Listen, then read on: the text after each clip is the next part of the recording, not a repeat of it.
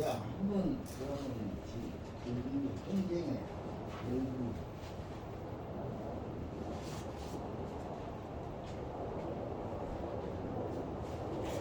그래, 쓰고 있어야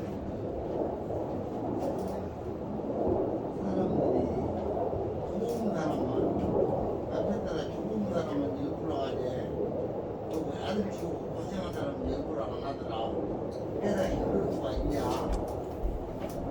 어떻게 보면 좋은 게 더 편한 거 아니야. 고생한다고 얘기하고.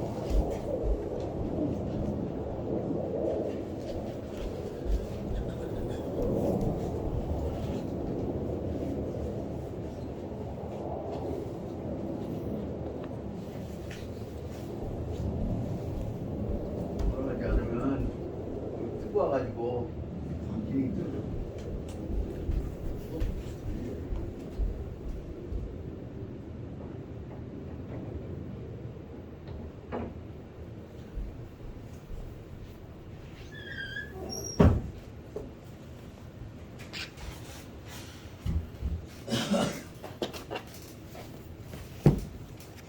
대한고통위원회 저기 먼저 써먹은 게 한나라당 아닙니까? 국민고통위원회 아니고. 이어버렸으니까 진행을 하십시다.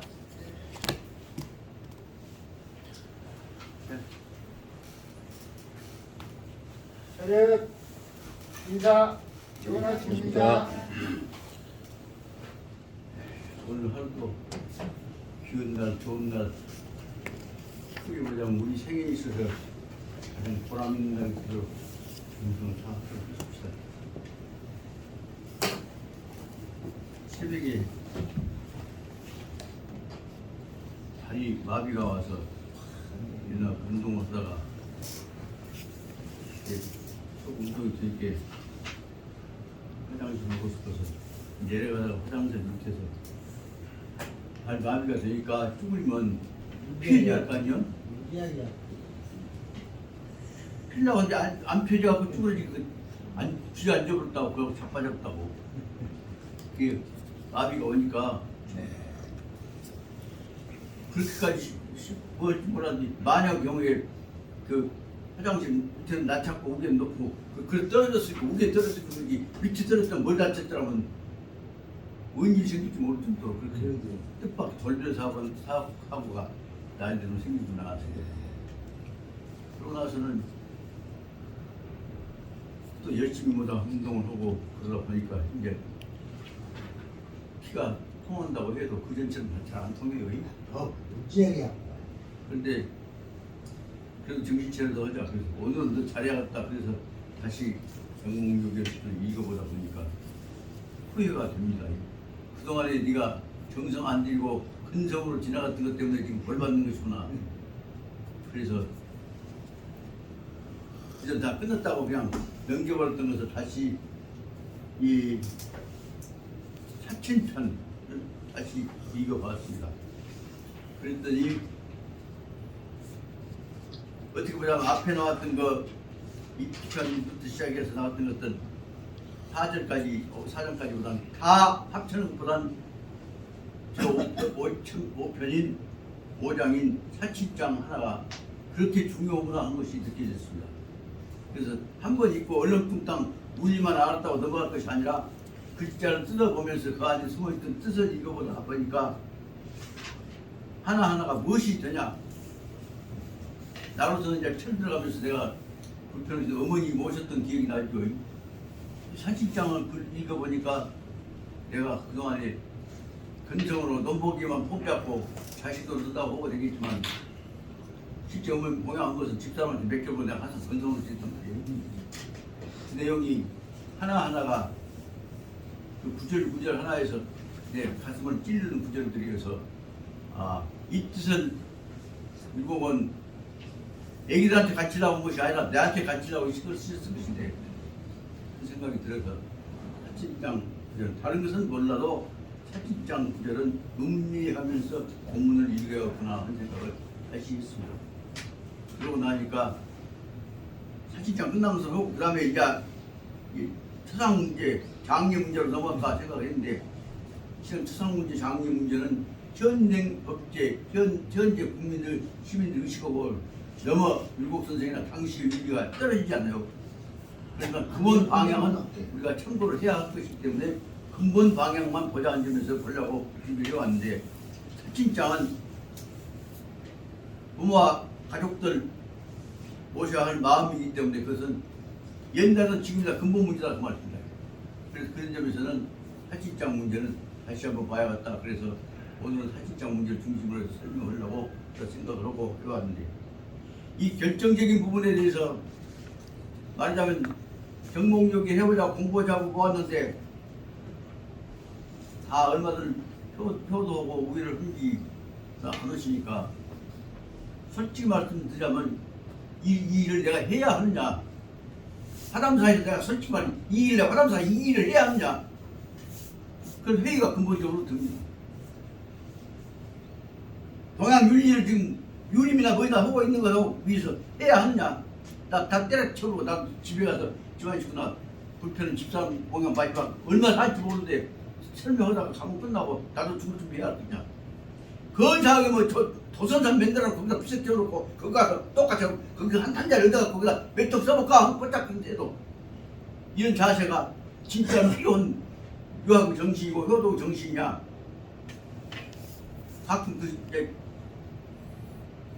그러다 제 친한 형제랑 같은 도반들이 이렇게 얘기했는데 그 생각을 해봅니다. 아 이제 시국이 다 이렇게 됐는데 여기가 뭐 하도 정치 이름 핑계로 그 무대 있는데 그 들어서 아버지 어머니 무대 있는데 밑에 뱃자리 앉아서 거기서 뻗짝거려서 거기서 써야 할 것이냐 아니면 정정당당하게 나 죽으면 나 망원동에다 묻어라 그것도 뭐 5.18 뻗짝거려 안 먹고 망원동 일반 간대로 다 가져가자 그렇게 하는 것이 도리 아니냐 그런 생각이 최근에 있다 보니까 들었습니다.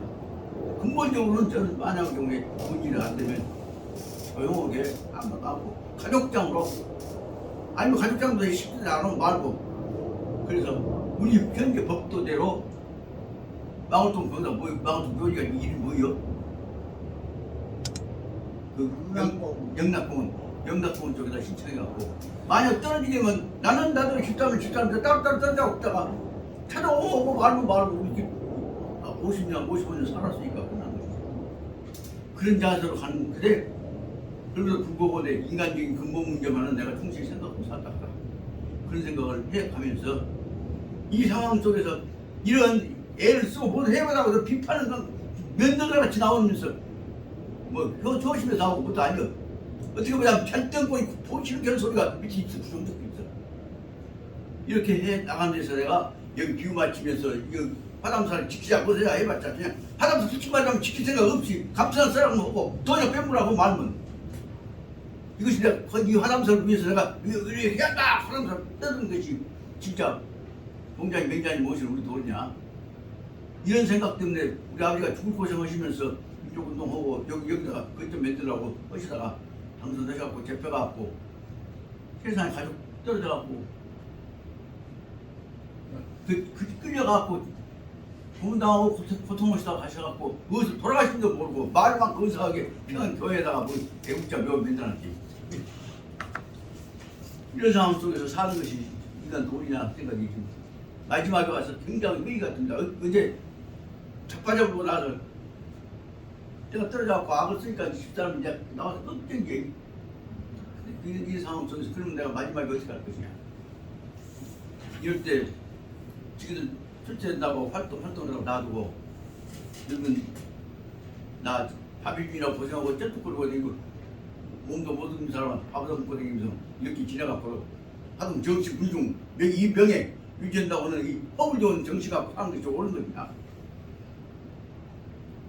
그러다 보니까 가끔 어떤 생각이냐 지인지 그때 청아스님한테 머리 깎고 갈 때 아 자는 한번 해야 할 일이 있네 할때 아니요 저 가서 중도를 해보란다 그렇게 갔던 것이 좋을 것이냐 그때 생각지는 안 간 것이 잘했다고 생각하지만 오늘날 와서 그것이다 아무것도 아닌 것이다 하면서 보는 순간에 내가 그때 가는 것이 인간을 본연의 모습에서 있구나 이 생각을 한다.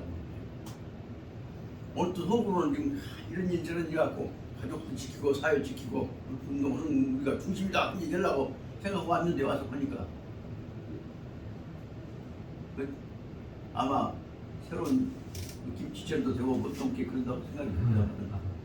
바빠서 그렇겠지만 또 더군다나 신문은 무슨 요새 말하면 또 코로나가 더 극성이라면서 뻥을 트고 사람도 몇명 못 모는다고 그렇게 그렇겠지만 그런데 속으로는 그래도 기대했던 사람들이 안 나와버리니까 이 문제를 그러면 가족 지키는 운동을 이런 식으로 해서는 안 될 것인데 어쩔 것이냐. 결정적인 문제는 결국은 여기 말하자면 효진장에서부터 나오는 가족 공동체 지키는 문제란 말씀입니다. 이 생각을 하다 보니까 다 헛되고 헛된 것이요. 열반으로 돌아가면 끝나는 것인데 조용히 열반으로 들어가는 열반 정멸로 조용히 들어가는 것이 끝나는 것인데 그것을 모르고 너무 욕심갖고 기대고 있었던 것이 아니냐 그런 생각을 스스로 만들어갑니다. 그러나 약속은 지켜야 하고 이 일을 맡았으니까 끝까지 여기서 해야죠. 그래서 오늘 말씀드리고자 하는 것은 다시 한번 특히 이 사치장 여기다가 이 신장관들 당신들 정성 지식 합쳐갖고 엄청나게 썼어요. 근데 실은 핵심은 무엇이냐 하면 여기 말하자면 이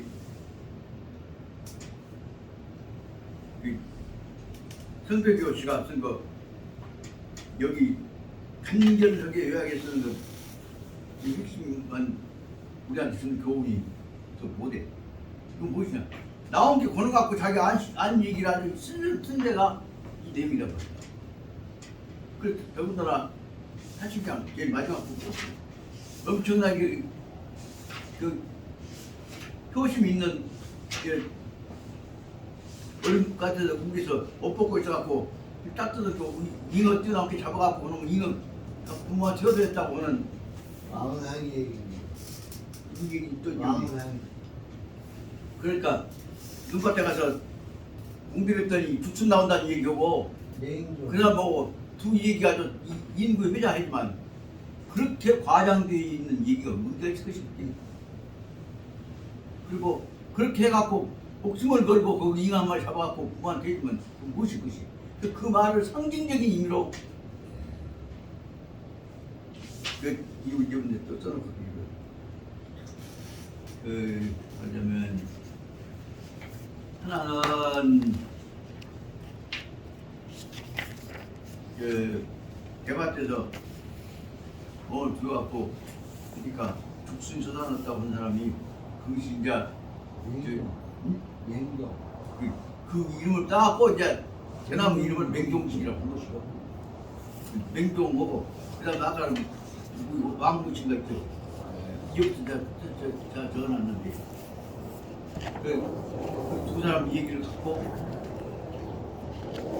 한국 사람들이 보던 듣도 못하는 그 뻥을 갖고 와서 그 시간 효도 권리인 것처럼 다 그랬단 말이에요. 그래서 솔직히 말하면 중국에서 그 40년쯤 몰라. 그런데 그 내용은 말하자면 그렇게 부모를 생각하면서 부모 못해주는 것에 걱정을 했다 하는 인용까지는 좋은데 그랬더니 얼음 속에서 잉어가 뛰어나왔다는 얘기는 뻥도 뻥도 문제는 그것보다는 그 사람들이 그 말은 효도 효심을 통해서 가족이 화합하자 형제간에 우애하자 하는 상징적인 말로 말이 인용되었다 하는 것으로만 보면 되지 그게 사실이 것이 아닐 것이다 생각을 할 필요는 없지 않냐 생각이 들어서 그렇다면 다시 오늘 순서 안 나왔는데 또 다시 바꾸자 하시 모르지만 핵심 부분들은 분명히 알아야 할 것이기 때문에 오늘 이 대목에서는 특히 사친이라고 하는 사친장 제5장에 관한 핵심을 간단히 정리를 해야겠다는 생각을 해봤습니다. 사친은 부모를 섬긴다는 뜻으로 되어 있는데 여기 서양 동양 내지 중국의 사고는 지금 부모는 자식은 부모 예동물이기 때문에 부모로부터 자식이 나왔을 뿐이다. 고대목만 인용하고 있었단 말이에요. 근데 현재 이쪽에서 뭐냐면 이제 부모는 자식 키우고 또 다 써먹었으니까 이제 돌아가실 것이니까 부모 돌아가신 다음에 폐지 처분 하기 전에 그분이 남겨놓던 거 갖고 재산 어떻게 나눠먹냐 갖고 싸먹은 것이 지금 다수도 문제란 말이에요. 그럼 부모와 자식 관계 어떻게 볼 것이냐. 그래서 부모는 자식들은 부모에서 수만 나까지 몇백 하나까지 다 거기서 받았으니까 거기 받들어야 해 내용을 전제로 한 것은 출발점은 되지만 부모는 이제 살만 살고 돌아가시게 생겼는데 용도 폐지된 폐기물인데 그분들을 위해서 살아 앞뒤 부모 그만이 같은 후손들은 부모 놔두고 자식 놔두고 부모 입만 붙들어 할 것이냐 초상치고 제사치 일 문제를 연구 것이냐 그런 식으로 가자는 것은 어른들이 밑에 놈들한테 말잘들하고 교육지는 교육 방법이긴 한단 말이에요. 계승체제를 인정한다. 그런데 오늘날에 있어서는 자식들은 부모와 다른 또 하나의 새로운 창조적인 요소를 가지고 새로운 세계, 새로운 시대를 만들어 하지 않아요. 새로운 방법을 발전시켜고 그럴 때 부모와 자식 관계를 어떻게 잡고 논란이 이루어졌다는 말입니다. 오늘날 결론은 무엇이냐? 부모는 부모고 자식은 자식이지만 부모와 자식이 합쳐져 있으면 부모와 자식이 통합되어 있는 하나의 공동체라고 보는 것이 오늘날 해결 방법이다.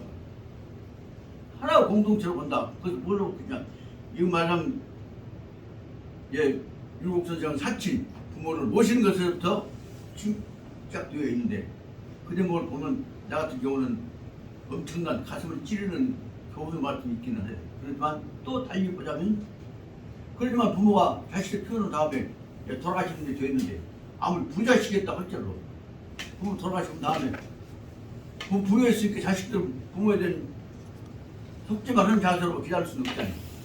그 자식은 자식 세대로 살아야 할 일이 있다. 그래서 어떻게 볼 것이냐. 그 사친장이라고 하는 문제는 사친, 부모를 섬긴다는 개념으로 부모를 중심으로 하는 옛날 오륜사상의 임금을 중심으로 부모를 중심으로 하는 사고방식으로 볼 것이 아니라 부모와 자식 관계를 하나의 공동적인 관계로 하나의 공동체에 있어 구성하는 관계로 보는 방법밖에 없지 않냐 생각합니다. 그래서 그 내용을 간단히 말하자면 사친이라고 하는 개념을 그래서 사친, 사자, 성기사자, 친자, 부모 친자로 볼 것이 아니라 친한 사람들끼리 서로 화합하고 봉사한다는 개념으로 다시 세대를 넘어서는 통합의 개념으로 우리가 개념을 구성하지 않으면 안 되게 됐단 말이에요.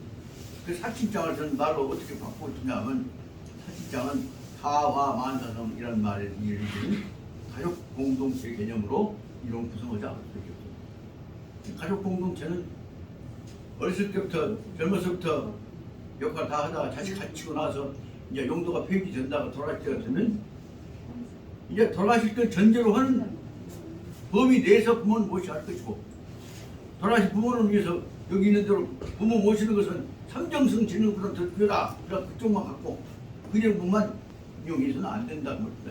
부모를 모셔야 하는 자식의 마음과 더불어서 돌아가실 기회에 닥친 부모가 마지막에 가정 공동체에 내게로 가야 할 방향을 모시며 부모와 자식 관계를 그 다음 부모와 자식을 이어가는 자손 후손과 관계를 어떻게 연결시킬 것이냐 하는 문제를 공동체적 차원에서 봐야 한다. 그래서 보자면 다화만사성이라는 말이 대표하듯이 가족 공동체라고 봐야 한다.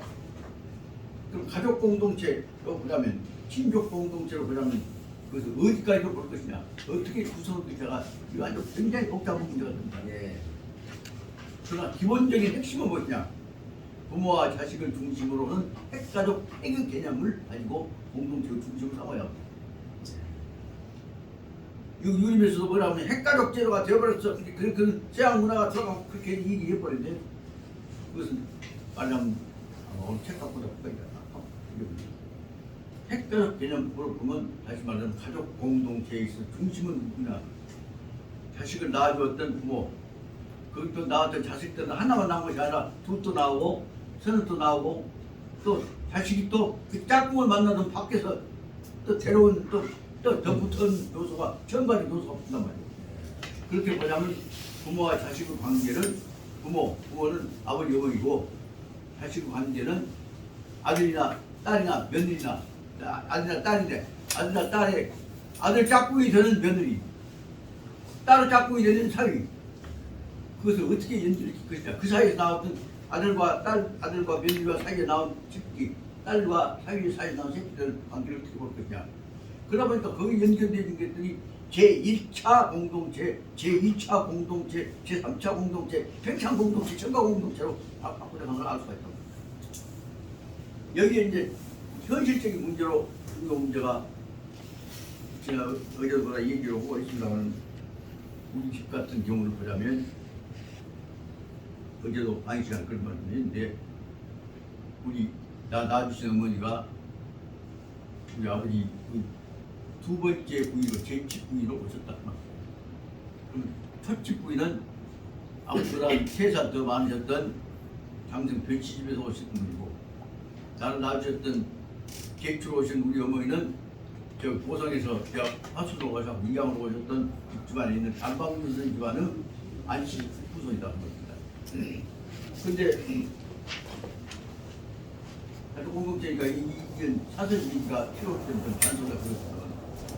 그런데 아버지가 15살에 장가를 가셔갖고 18살 된 우리 어머니한테 장가를 가셔갖고 그때 18살부터 18살 된 어머니가 15살 그 남편을 맞아갖고 그래도 어떻게 금실이 좋아갖고 거기서 딸 둘을 낳으셨어요.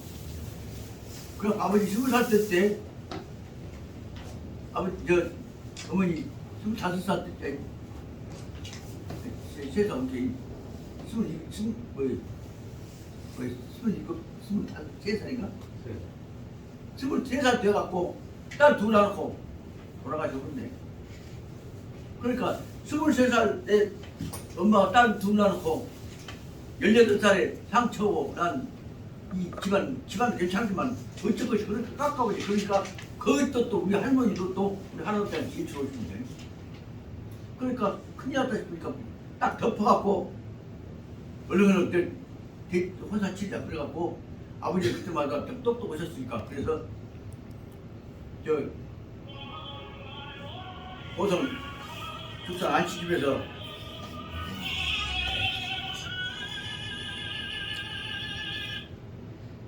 여보세요. 예.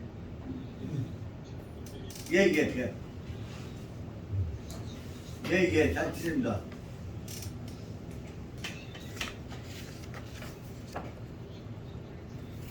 예. 어디서? 사인교회에서 오늘 지금 제가 치과에를 가기로 약속을 해놨는데 그 행사가 있다 보면 또 지난번에보다 두 가지 일을 결정했잖아요.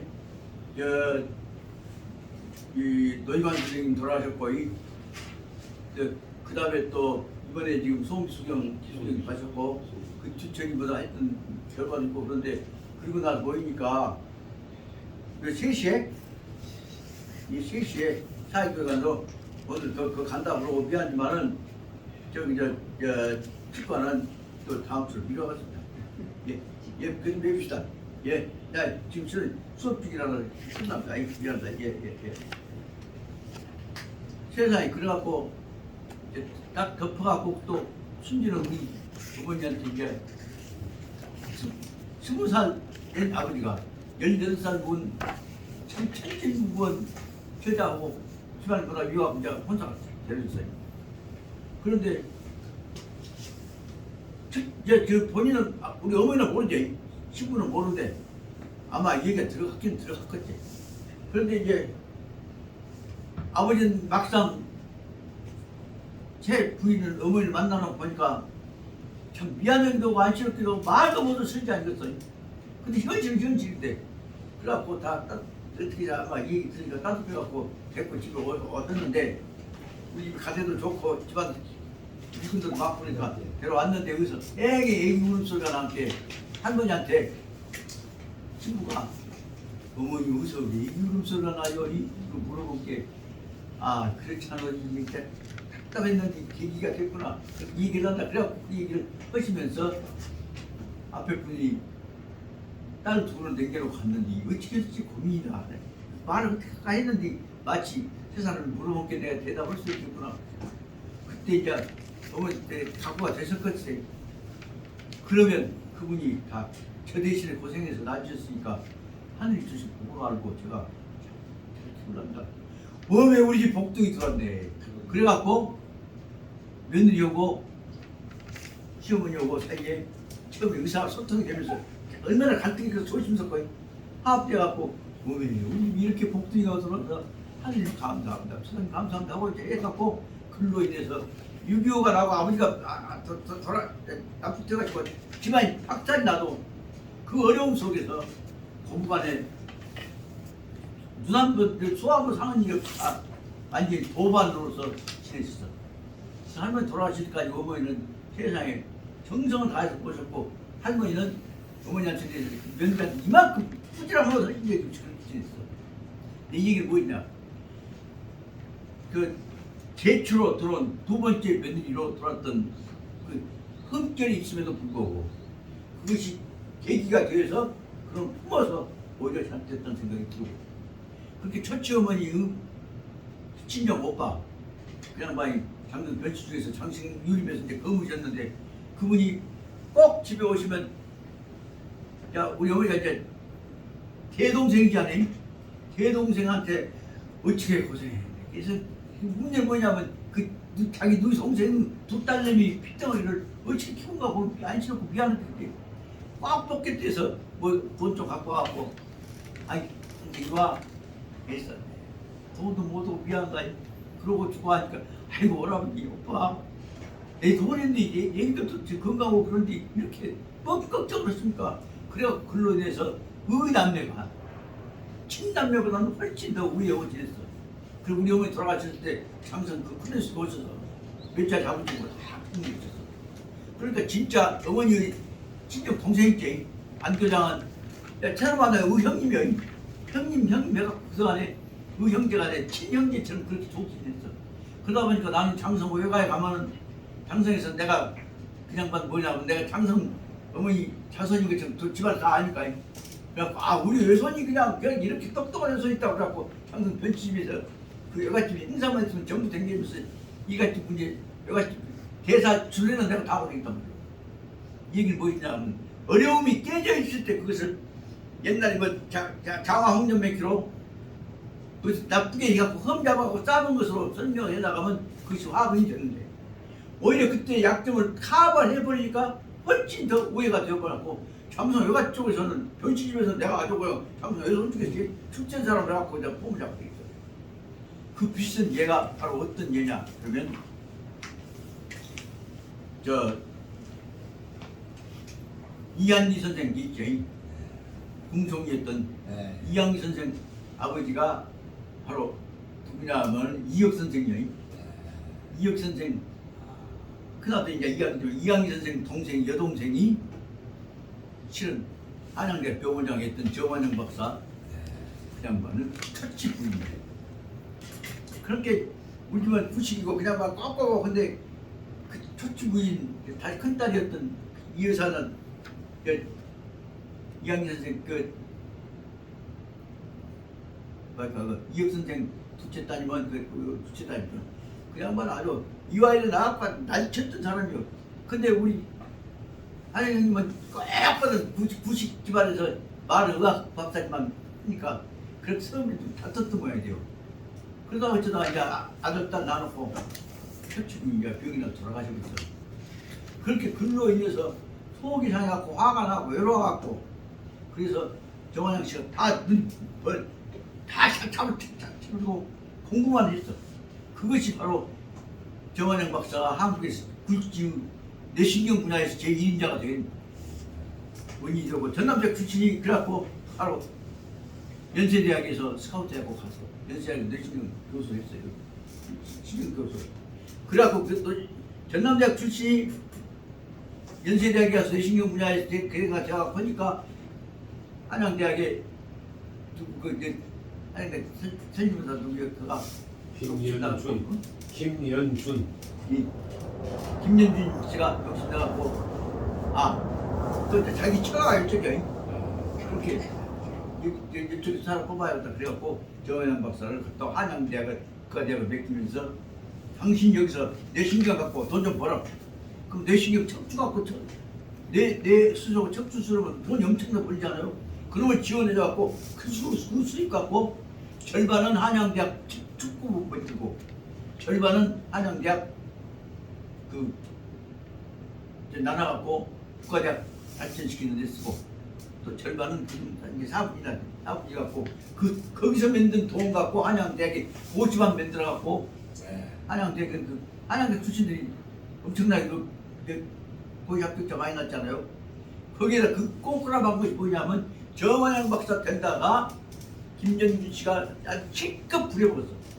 그렇게 화장님 다 만나면 하는 얘기가 내가 내 돈 갖고 병원 차렸으면 요 돈이 수입이 내 제자들 보고 전남대학병원 수친들 키워날 줄 아니냐.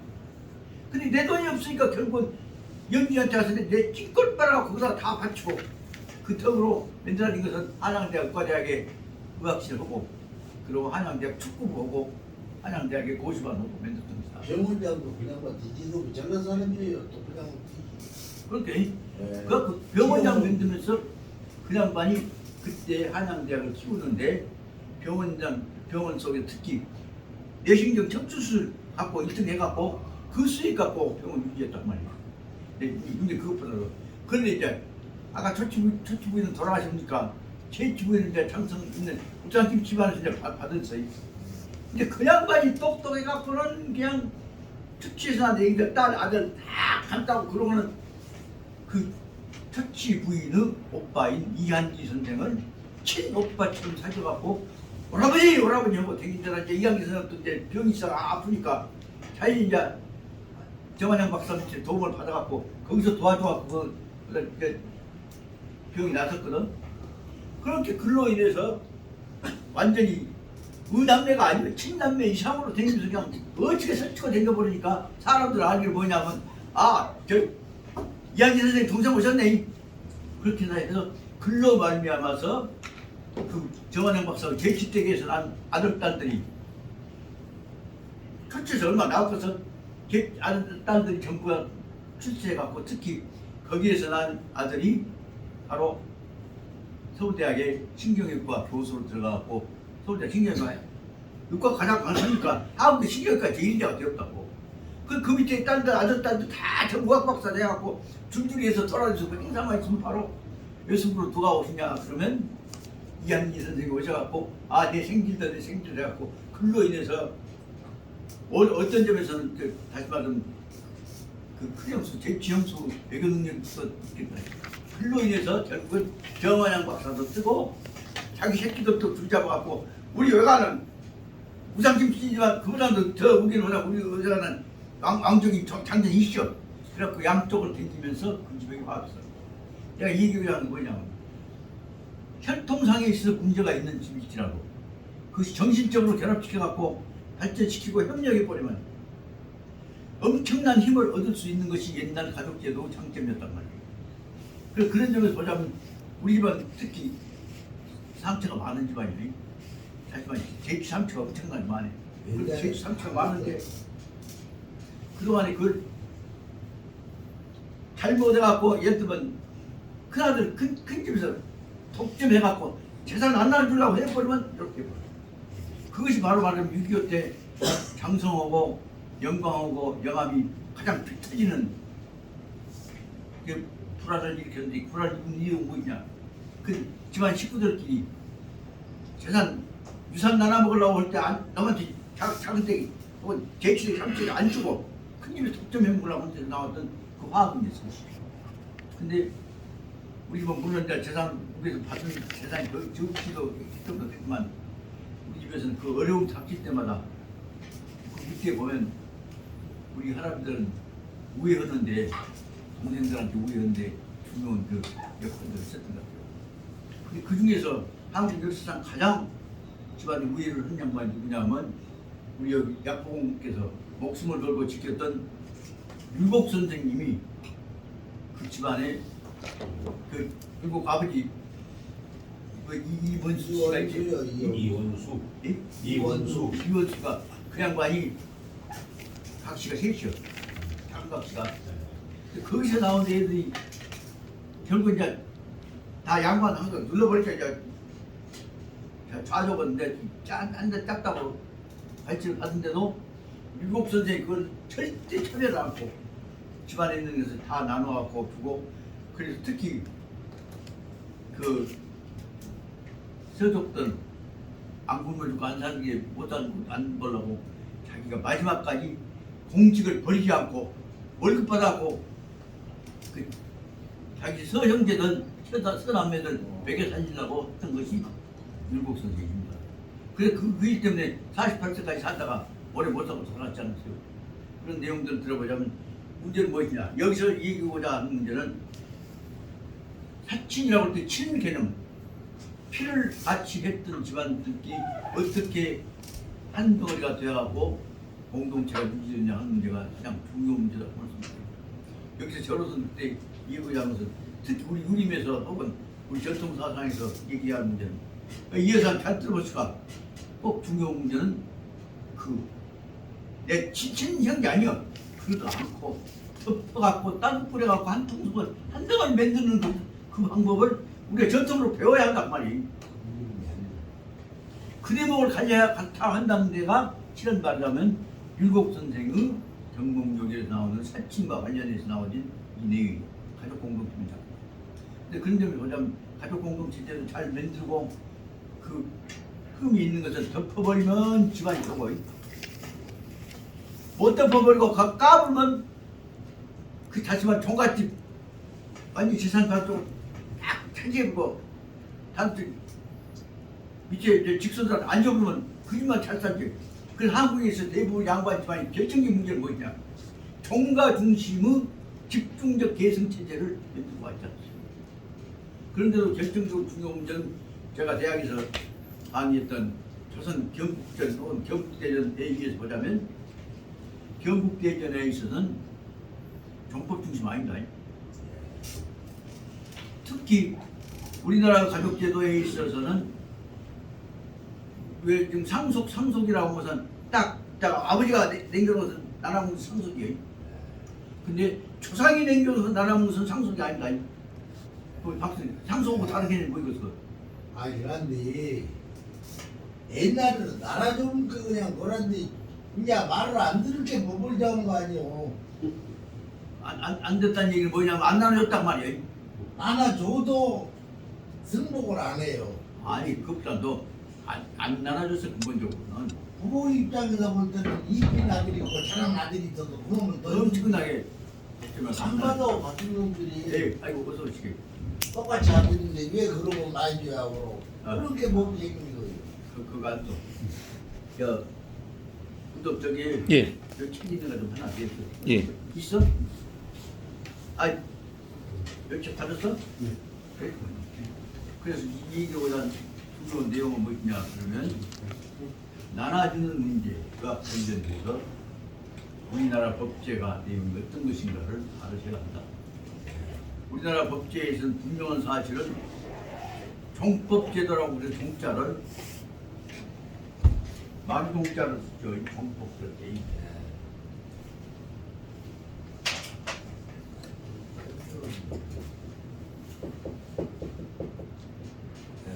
이 종 개념이 마루종이란 말은 머리종이니까 큰아루종이에요. 예. 그걸 다 그렇게 해석을 해왔습니다. 그런데 김 여사 종 말 개념 또 머리종 마루종 말고 또 뭐예요? 결정적인 개념들 모르고 있어. 무덕 뭐라고 그랬어? 내가 그때 말했지. 종법에서 종이 이것은 결의종이었나? 결의종이란 말은 뭐냐면 결의 어떤 한 결의의 한 핏줄 한 덩어리 한 덩어리라는 뜻이야. 그 결의종으로 해석해 버리면 당장을 주자는 것이 아니죠. 필도 똑같이 나는 큰 군이야지. 그래서 경국대전에서는 재산에 관해서는 다 어떻게 나누었냐면 큰군 제도를 쓰고 있다.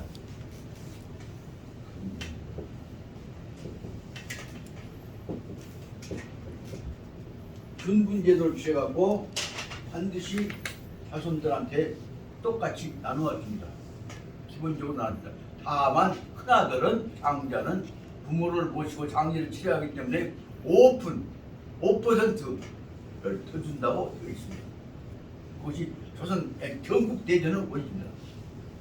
근데 그 다음 거기서 나와야 할 부분은 아들하고 딸하고 몫을 적시오. 네? 그들은 다 있어요. 옛날 인대로 가면 앞선 생각하고 있잖아요. 여자하고 딸하고 견동안이 했어요. 그렇죠, 형군이요. 아들하고. 그 남녀간에 아들, 딸들은 간에 다 균분이에요. 김분이요. 그러다 보니까 좋은 집안에 혈통 좋은 집안이고 학종 있지만 지칠 때는 가난하면 그 좋은 집안하고 돈은 많고 보잘것이 없는 집안하고 혼사를 하면은 그 좋은 집안 내 혈통은 좋고 문명은 있지만 재력이 없는 집안에서 가난한 집이 그 집이 부모한테 받은 상속 다시 분급받은 복까지 받은 사람하고 혼인하면 그놈이 무엇이요? 남편 공부 뒷바라지가 되지. 그래갖고 그것이 처갓집적으로 그놈이 출세. 그럼 뭐냐 하면 사람들 손 걸고 전 처갓집 봤다 하지. 처갓집 본 것이 아니라 처갓집에서 받은 재산 갖고 처갓집과 그 처갓집 것이 혼인해서 지그것이지. 거기서 크니까 그놈 갖고 지금 우대에서 받은 가난하면서 받았던 정신하고 결합 키우면 그놈 튀어버리지. 그럼 그 덕에 이제 사회적인 그 집은 좀 행세 양반 행세라고 하지만 부모가 집에 덕에 출세도 하고 해갔지. 그럼에도 불구하고 결정적인 문제는 뭐냐? 글로 말미암아서 자손들끼리는 서로 손가락 때문에 다 똑같이 함께 똑같이 아픈 것처럼 자식들한테는 부모가 남기는 조업을 똑같이 나눠줘 하는 것이 조선족 법칙의 정신이었습니다. 근데 그것이 언제부터 깨지냐?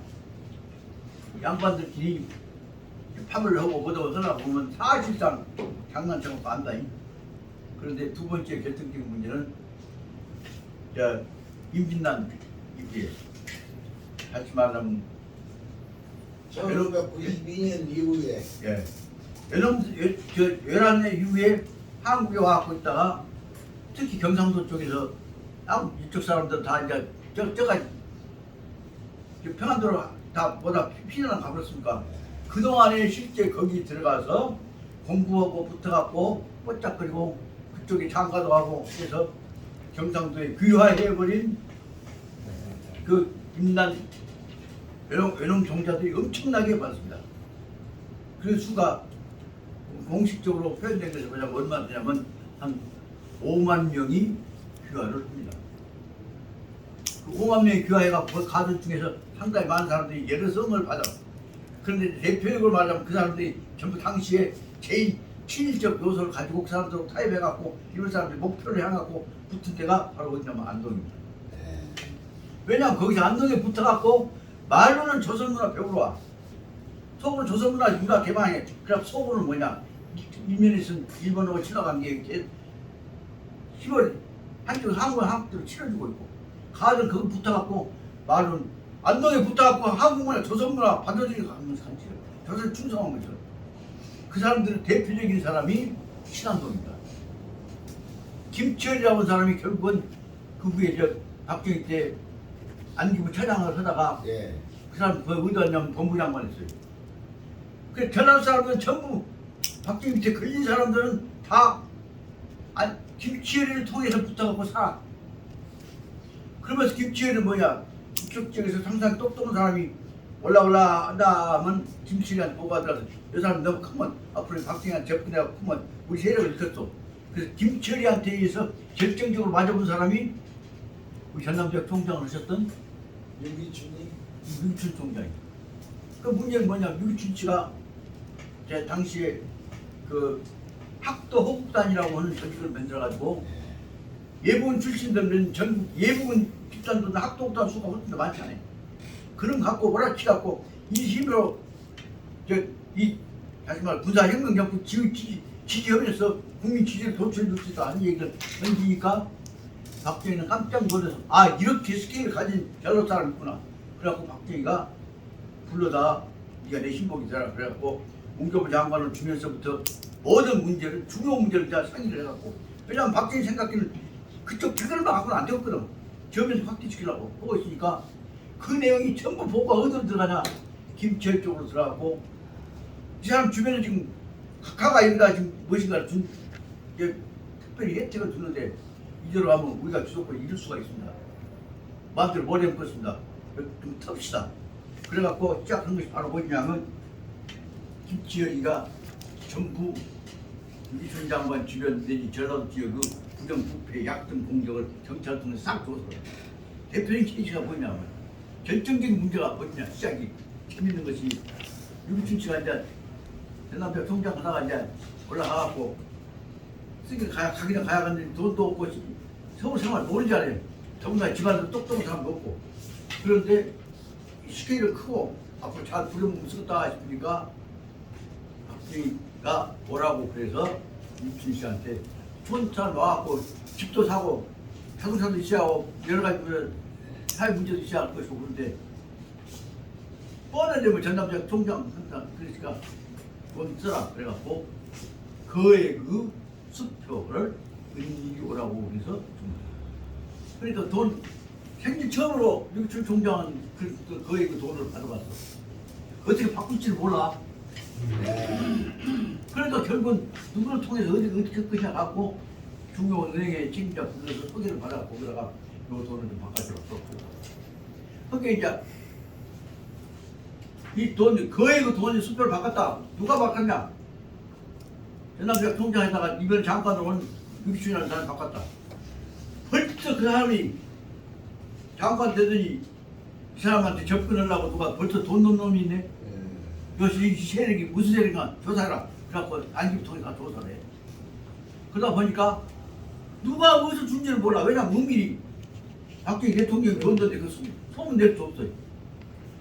틀림없이 어떤 검을 조직이 지금 명을 준 것다.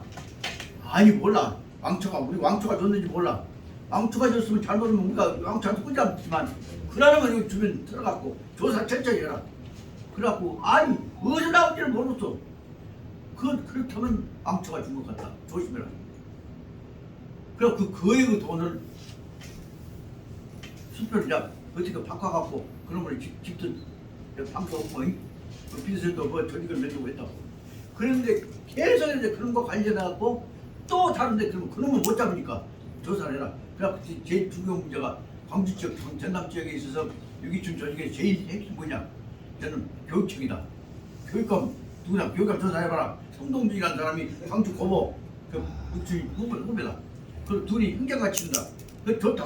성동준 중심으로 주변 사람들 싹 조사해봤더니 글로 인해서 성동준이 잡고 그 교장 받고 뭐 하려고 한 사람 있잖아요. 한국장 되고 그 조선이 별게 싸움 나오거든요. 그럴 때는 딱 잡아갖고 가서 그냥만 직접 보는만 되면 안 되니까 다른 것도 다 갖고 매달아 가서 자료를 조사를 해놓고 보니까 광주 전남 교육계가 비리가 싹 돼 나와.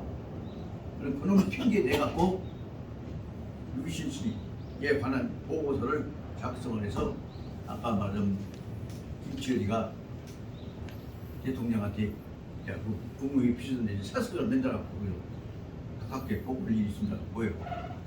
실은 중앙 밑에서 보고가 들어왔는데 이런 문제가 심각한 문제가 있는데 인상 문제는 만약에 이게 소문나면 피해를 입겠습니다. 그런 사람 아닌데? 다시 잘 알아봐. 얘 알아봤더니 이렇게 돼 있습니다. 그러면 본인 오라고 한번 확인해 봤어. 그래서 유기춘 씨를 박정희 있는 데서 불러갖고 이런 결과가 들어왔는데 이 사실이냐? 완전히 이제 대면에 죽이기 작전 쓴 것이죠. 그렇게 그런 사실이 없어. 유장관이 이제 그런 사실이 없다.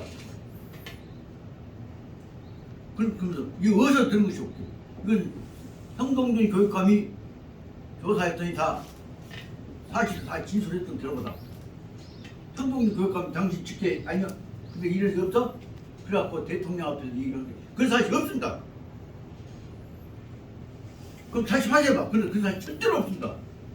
저한테 배짱 거짓했단 말이야. 그러고 나서 이제 사무실 와갖고 장관한테 이제 교육감 전화를 해갖고 너 이 문제에 있으면 나한테 이 일을 보고를 해야 할 거 아니야. 이런 일이 있었냐. 예. 형님이 해라고 승낙 해서 보고해라고 그래서 형님 승낙 받은 상황에서 보고한 줄 알고 아직도 보고 있습니다. 야, 이 미친놈아. 사실인지 아닌지 나한테 확인하기 전에 이 맘대로 해? 그런 게 없잖아, 임마. 그러고는 이 미친놈아 특장을 치고 나서 그게 터진 거예요. 그것이 바로 말하자면 그 후를 뭐 안기부 대표한테 천지시장한테 투기를 맞았네. 5만 원 지금이잖아. 그리고 나서 글로 인해서 내용 간단히 말하면 뭐냐면 이제 자기들 쫄마이를 갖고는 안 되겠으니까 좀 스케일 있는 사람 고르려고 해갖고 걸려진 사람 전남에서 있는 유기춘이었는데 유기춘 너무 클까 싶으니까 저쪽 패들이 경상도 패들이 태클 걸어갖고 준비했단 말이야. 그런 상황이었던 것은 난 이제 그 후에 어떻게 됐냐면 내가 전남대 늙은 조교 운동안에 나보다 1년 선배인 그 준상이 그 형인 준상이 형인 유연상 씨가 고대에 나온 연상이 형이자 그렇게 거기는 정치과 조교고 나는 법대 조교고 둘이 치르면서 이제 서로를 간에 두 형제가 치르면서 오마가 얘기 다 하다가 장관이 젊게 이제 양반이 전남대 총장 때 이제 빚을 하다가 아까 연상이 형이 그러다가 장관 해갖고 장관실까지 가서 그때는 장관실 갔을 때 이제 나하고 둘이 옛날 정리 생각해서 이런 일을 하고 있었다고 했는데 그랬는데 나중에 그 얘기를 들으니까 연상이 형한테 들으니까 일이 그렇게 진행돼갖고 철저하게 주변을 털어갖고 약점 잡아갖고 보고해갖고 보는 데서 대통령 앞에서 아주 망신 줘버린 것이요. 그래서 정치적인 길을 객관화시켜 꺾어버렸습니다. 얘기가 너무 엇나간다. 그랬던 그 상황에서 결국은 양반은 그로 인해서 이제 쓰러져 버리게 되니까 주변 세력들 가정까지 다 망치렸다니. 비슷한. 예. 뭔 얘기를 하다가 그렇게 엇나간데 아까 얘기를 다시 본론으로 돌아가면 가정사 문제들은 따라서 다시 말하자면 안질에서 약점이 있고 그러면 다 그런 커버돼야 한단 말이에요. 덮어지고 그 약점이 덮어지고 하는 내용들이 우리 전라도 집안에서 옛날 말하자면 양반 집안에 명문이나 좋은 집안에서는 가품이 좋은 집안에서 그거 다 덮어왔어요. 그것보다 뭐냐면 가품이라고 그래. 가품이 좋은 집안에서는 그 혈족상에 있어서 집안은 가슴 아픈 약점들 다 덮어왔어. 근데 그런 것들이 다송나고 잘 되어 있었는데 그 약점을 뒤에서 떠받치 쪽에서 다 그냥 조작한 겁니다. 근데 그 전에 수없이 많은 그 권력에서 당한 사람들은 전라도 사람들은 다 누구한테 붙었냐 그럼 아까 얘기했던 김치리한테 붙었어요. 대표적인 예를 들자면 그 김치리 저거 비교 친했던 장관이 뭐냐면 우리 대학에 계셨던 김태균 교수님. 김태균 교수님이 말하자면 유신헌법 만들었던 데 참여하신 분이고 그 헌법 교수가 거의 연결되어 있지만 그로 인해서 공무원하다가 고발당해갖고 모아있던 사람들 그 사람들은 다 일단은 김태균 교수를 통해서 그냥 뭐 직접 못해 김치리하고 친해갖고 친해서 여기 좀 도와줘 그럽시다. 그래갖고 아마 그가 저 옛날 정성재대 후배였던 거 몰라? 나쁜 놈들이요. 그래갖고 내 주변에 있었던 사람, 이쪽 사람들도 수없이 당한 게다가 뭐가 있더니 이러면 또 그래서 압수수색은 누구 필요하지 않아. 그럼 결국 그 신부를 김태균 교수님이 어쩌었어요. 내 주변에서 상당히 그러해갖고 뭐가 있더니 생긴 놈을 김태균 교수님이 구원을 해줬어. 그로 인해서 전라도 목에서는 광주 목선 김태균 교수님이 유신헌법 맺는데 참여하게 됐던 것을 그랬는데 그러다가 보니까 유기춘 양반이 끊어져 버려내니까 잘못하면 그 치열한 붙은 사람들 욕먹을 거 아니에요. 근데 이때 딱 가물어버리지. 그런 과정들에 어떤 사람들 누구누구가 김태균 선생님을 통해서 치열한테 얘기해서 살아났던 내용들 그때마다 대충 내가 들어서 안다고. 이와 같은 상황들 들어보자면 결정적인 문제에 있어서는 그 힘을 통해서 주변 세력을 도와주고 그리고 더 결정적인 때는 필요할 때는 권력하고 연결된 채널을 만들어. 근데 그 김치열이가 바로 말하자면 아까 얘기했던 임난 때 와갖고 거기에 붙어갖고 경상도 사람들한테 경상북도에 붙어갖고 거기서 안동을 중심으로 컸던 사람들에서 그게 뭐냐면 신안동이라고 그래요. 네. 그 사람들이 성씨를 김씨를 받았어. 김씨도 받고 이씨도 받고 다 받아. 근데 그 그냥 시를 그한 지금이 시성을 받았다고 해갖고 뭐 일본 놈이 진짜 조선을 치겠어? 그 사람들 당시에 표면상은 굉장한 조선 정부에 참여해 충성하고 그 결정적일 때는 장난을 쳐. 후수가 남아갖고 공식적으로 그 임단 때 그 귀화한 내용에 관한 기록을 보자면 공식적으로 25,000이가 돼요. 네. 비공식적으로 25,000이가 돼요. 합쳐서 55,000인가 5만 몇천이가 돼요. 그것이 임단 때 이동이란다거나 그 친화 세력하는 그럼 것은 일제질러고 가본 놈은 더 많아갔어. 네? 일제질러고 인류 가불 놈 더 가불고 많아갔어. 여기 있는 놈이 그렇게 515,000이가 된다고. 그놈들이 결국은 겉으로는 자꾸 국가에 충성해. 충성 누구를 통해서 해? 안동에다가 맨날 그 사람들이 전부 다 퇴계약 받아갖고 일본 중국이 바로 퇴계약 받아줬잖아요. 그 일본에서는 나라가 망해갖고 지금 끌려갖고 난리를 하는 동안에도 안동으로부터서 전부 다 퇴계 받다가 일본에 퇴계학파가 일본을 뻗죠. 근데 그 흐름에 대조되어진 사람이 이제 그 흐름에 매개 역할을 했던 퇴계학이 연결된 무엇이냐 그러면 그 흐름이 애초에 영암에서 갔던 왕인 박사님이에요. 네. 근데 그 후에 가다보다 더 높은 수준이 우리 한국에서 맥이 있는데 그놈은 넘겨. 지그들이 갖고 안동에서 받은 퇴계학도 가보니까 그럼 여기서 갔던 임단 때 더 끌려 갔던 그들보다 더 높았던 내용은 유학 수준이 뭐냐 하면 연구원에서 나왔던 수은 강항 선생이에요. 강항 유학하고 여기 영암 왕인 유학하고가 결합이 잘 안 돼. 왜? 왕인파는 자기가 일본 지배에 관한 주도권 잡으려거든. 그래서 큰 차원에서 보자면 왕인파하고 강항파하고가 합쳐가지고 이번에 우리가 정신적으로 아시아 유학, 중국유학 내지 동양 유학, 동양 학문 정신을 우리가 다 갖다 준 사람들다 그 체제 통합해갖고 만들면 일본은 우리가 조직적으로 지배할 수 있고 이거는 우리가 복종해야 할 텐데 그 대목이 안 돼. 일본 놈들이 조장한 게 하지만 그 결정적인 문제가 뭐냐면 영암을 중심으로는 옛날 전장관 있었지? 네. 그와 관련된 팀들이 갖고 있는 거대한 영향력 때문에 그 사람들 속에는 솔직히 말하면 왕이막 가져간 것이 천자문하고 그 다음에 노는밖에 안 되잖아요. 에이, 천자문이가 나온 거 아니만. 근데 그 후에 가지고 왔던 강황 선생이 갖다 줬던 것은 사람들이 다 그렇다고 했잖아요. 근데 거기 학문적으로 생기지 시대적으로 다르고 근데 그놈이 매건 전화로 몇 개 하나요. 그러면 결합시키면 텐데 안 해. 왜 그럼 이해관계 빨아든 것 때문에 하는 것이에요. 그런 생각 때문에 나는 그때 영하고 영화 만나면 그냥 호통을 친다고. 강황 선생하고 연결시켜서 하나로 이제 왜 갈라갖고 따뜻하게 올라가냐. 그와 관련된 문제는 또 혼일 얘기들이 굉장히 많이 있어. 그런데 결국은 영암에서 갔던 왕인 박사 이 얘기를 통해서 사실상 누가 우리보다는 앞섰다 부임을 오지마. 이건 우리 신생 제자들이요. 그러니까 확 일본 누르는데 결정적인 역할을 했던 사람이 진짜 들어와 결정적인 역할을 했단 말이 왕인 박사에 관한 연구를 해서 저서를 10세 원 이상 썼던 전남대학의 교수인 경제사의 대가이신 누구? 박광순 교수.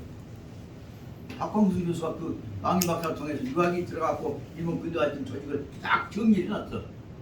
거기다가 이제 아까 수은 강황 선생만 찌끄러 버리면 이제 우리가 다 잡을 것인데 그놈을 할 작업을 한 사람이 안 내버리니까 우리가 어떻게 보자면 그 일본이라는 땅을 너는 우리 밥이다 할 수 있는 데도 보고 보니까 이렇게 쉽게 당하고 있습니다.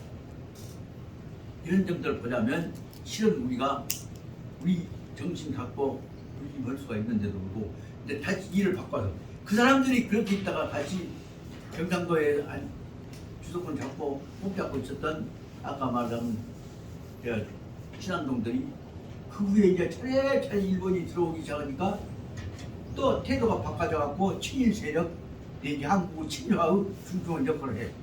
결정적인 문제는 바로 뭐냐면 아까 조선 경국대전에서 나오는 아까 말하면 통합주의 하지만 모든 자손들한테 평등하게 근분하는 분급주의 체제가 일본은 뭐예요? 분급주의 아니에요. 장손 체제예요. 정법 체제예요.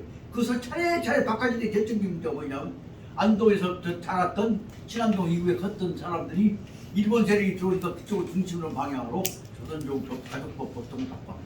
거기서 나온 결정적인 문제가 바로 뭐냐? 결국은 정법 중심, 종가 중심의 체제로 체제가 되어갖고 그것이 이제 다시 말하면 우리나라 체제에서 언제 바꿔지느냐? 조상으로부터 받았던 가족제도 속에는 세 가지의 상속제도가 있다. 제가 상속제도가 뭐냐면 조상으로 받았으니까 조상으로 혼을 이어받는데 제사 상속이라는 것이 제일 차요. 두 번째는 예, 호주 상속이라는 것이 1번 제도예요. 그 호주는 다 가족이 분가가 되면 분가가 왕쳐가지고 근데 그 분가 호주는 어디서 왔냐? 지가 어떻게 분가되기 전에 있어서 끝통에서부터 나온 것이다. 그 호주는 끝통에서부터 나온 것이다. 그 호주 상속제도, 호주를 상속으로 연결시켜. 그 제사 상속과 호주 상속을 연결시켜야 재산도 상속으로 연결되죠. 그 상속이라는 것은 아까 분계 분급은 자손들한테 먹을 거 살으라고 나눠준 것인데 상속이라는 건 뭐야? 조상이 가졌던 것을 딱 가지고 있던 것을 내 새끼한테 조상을 먼저 나눠준 제도가 같은 거예요. 여기서 말하자면 제사 상속, 호주 상속, 재산 상속을 연결되어져 갖고 결국 왕처권을 가지고 가부장권을 가지고 지변 체제를 일본 제도를 조선이 받은 것으로 조선 말기 문화가 바꿔져 갔다. 이런 흐름들을 보면 엄청난 상황이었는데 그 대목을 재산 상속 아니 말하자면 뭐예요? 제사 상속, 호주 상속, 재산 상속 제도가 일본 받아들였다. 그런 내용을 갖고 내가 확 뒤집어 갖고 한국 법제세계에 뜯어 깨버렸어. 그렇게 산다 했는데 내가 굉장히 그때마다 논리 대단한 것을 봤는데 나중에 그 문제가 아무도 받아들이려도 않고 딱 참으로버려. 그러니까 다시 말해 조선 경국대회에 나와 있는 대로 모든 자손 똑같이 포획하고 키우려고 하는 우리 조상 전통들이 죽어버린단 말이에요. 신인 요소 받아들여. 그런 점에서 보자면 이런 요소를 가지고 가족제도 문제에서 살려나가려면 굉장히 중요한 문제가 보이죠. 이런 생각하다 보니까 진짜로 중요한 우리 가족제도 다시 정신 살리는 운동도 해야 할 것이고 그렇기 때문에 호적제도도 좀 입법 운동도 해야 할 것이고 근데 지금 누가 가족제도 이 얘기를 합니까? 멋있는 새끼들이 입부 각시 있으면 들어가서 그 처갓집으로 지금 호적 갖고 장가를 처갓집으로 들라고 하는 풍토가 되어 있는데 호적 갖고 들어가는 이런 풍토가 되어서 지금 우리 한국에서 이 문제는 어떤 점에서는 실현 가능성은 없다고 했지만 적어도 이 문제는 회복은 해야 한다. 호적은 회복을 해야 한다. 그 내용을 갖고 옛날에 내가 준비했던 것들을 갖고 어느 정도 시간이 되면 내가 내년까지 안 죽으면 입법안을 준비를 해서 호적법 내지고 호적 가족 공동체의 가족적화 문자로의 공부에다가 기록하는 체제를 만드는 것이 필요하다. 이 얘기를 한번 법제를 만들고 있는데 이 얘기를 하면 여기 유리모 특히 유교대 학장한테도 나하고 제일 내가 친자식처럼 사랑했던 사람들도 여성만 되면은 남녀 평등에다가 보면 아버지 성 중심으로 하자는 얘기만 나오면 그냥 눈감고 나한테 대들어보네. 그래서 이 유림에서도 내게다 각시한테 쥐어 산 사람들이 대항을 못하고 있다는 생각이 들었다. 그래서 그 문제도 있다는 얘기를 연결해서 말씀을 드리면서 이와 같은 뜻을 보자면 결론적으로 좀 말하자면 사친 쪽, 사친장에 포함되어 있는 중요 문제는 가족 공동체 문제인데 가족 공동체 문제의 제일 중요 문제 김 여사님 들어보시면 가족 공동체에서 성씨 문제가 있잖아요. 성씨 문제는 아버지 성하고 어머니 성하고 같이 쓰는 공동성, 부모 공동성이라고 하는 것은 성 개념이 아니었거든. 그런 것들을 갖고 논의를 할 수 있는 체제가 문제가 같다 생각합니다. 시간이 너무 늦었을 때 좀 한 5분 쉬었다가 또 가족 공동체 그 개념을 어떻게 구성할 것이냐에 관한 얘기를 좀 설명합니다. 소장은 지금 교육을 잡아야 돼요. 여러분들이 뭐 저거 제목법이 필요없지 뭐 아무리 해봐야